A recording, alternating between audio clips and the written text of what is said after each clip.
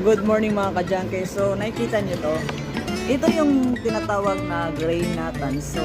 Kung makikita nyo, may nagtanong sa akin doon sa comment section kung tanso pa rin ba ang may kulay na gray. So ito ay tanso. Kaya lang naka-coated siya. Kumbaga nakulayan ba. So anong klaseng tanso ito? Ito ay tansong pula. Kung makikita nyo is color gray siya. Pero ang totoo is tanso pa rin ito. Yun nga lang, hindi siya matatawag na tansong A, tansong B, tansong C, o class D o tansong dilaw. Ang tawag dito ay coated. At tanso pa rin to. Pero kaya lang, ang tawag dito ay coated. Paano ko nasabi na ito ay tanso? Malalaman mo na ito ay tanso dahil sa bigat. Kung makikita nyo, ito ay mabigat. Plus, kung didikit ito, lalagyan ko ng magnet. Ano? Hindi siya nadikit sa magnet. Kita nyo? Oh. Hindi nadikit sa magnet. So, iba pang proof na ito ay belong sa tanso. Actually, tansong pula ito.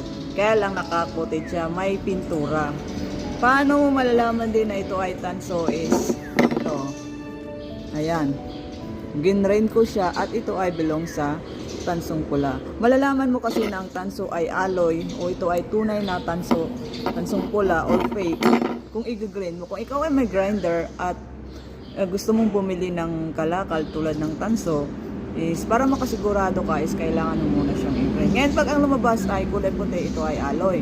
Pag ang lumabas ay orange or pula, ito ay purong tanso. Ito ay pula o loko. Ginrain ko siya at ito ay pula, tansong pula. So, tansong pula ito, totoong tanso. So I was saying guys, sa mga nagja-junk shop dyan, hindi ito belong sa classification ng ABCD.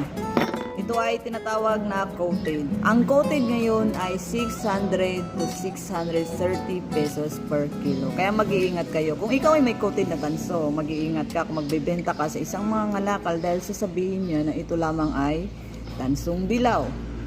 Pero pag isinulong niya ito sa junk shop, lalo na sa malalaking junk shop tulad namin, is tatanggapin namin ito ng coated. Hindi magiging tansong dilaw ang coated.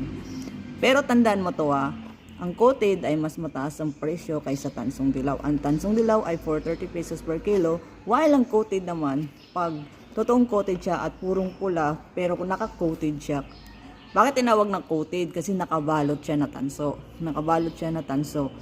Is tanggap namin dito is coated. Bibili namin sa mga ngalakal ito bilang coated, never magiging tansong dilaw. Tingnan nyo, para makasiguro ka rin na magbibenta ka ng tansong dilaw or dilaw is ito. Purong pula talaga siya na tanso. So anong pinagkaiba nito sa coated? Ano ang pinagkaiba ng coated at saka tansong dilaw? Ibigyan kita ng example. Okay, example ito ng tansong dilaw. Kung makikita nyo is gray din siya, di ba? Pero ito ay tansong dilaw. Katulad nito, tansong dilaw. Paano ko nalaman ito tansong dilaw? Katulad ng sabi ko is kung mayroon kayong grinder, i-grind mo. Loko. Dilaw.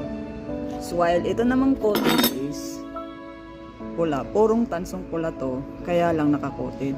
Ito naman is purong tansong dilaw, kaya lang naka-coated din, pero tansong dilaw ang tanggap nito. Pasok to sa tansong dilaw. Ito yung tinatawag na tansong dilaw. Ito, tansong dilaw. While this one is what we call coated.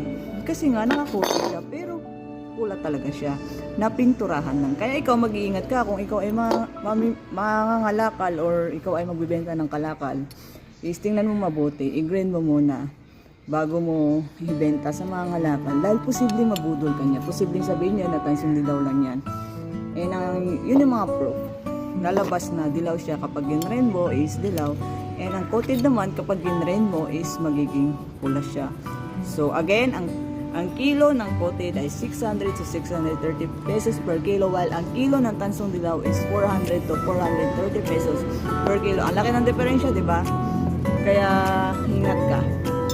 So anyway, yun lang. O sa lahat ng mga nagtatanong dyan kung ang gray ba ay tansong pula, hindi siya may bilong sa tansong C, ABCD.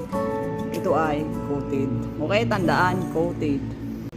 And again, hindi lang ganitong klase ang forma ng coated. Maraming klase ng forma. Maaring mayroong ganitong coated, pula, ito dilaw, di ba? Pero may coated na pula talaga na katulad nito. Maaring yung wire talaga na nakakulay na color gray. Nakabili na ako ng dati, but still, coated pa rin siya. So, thank you so much for listening.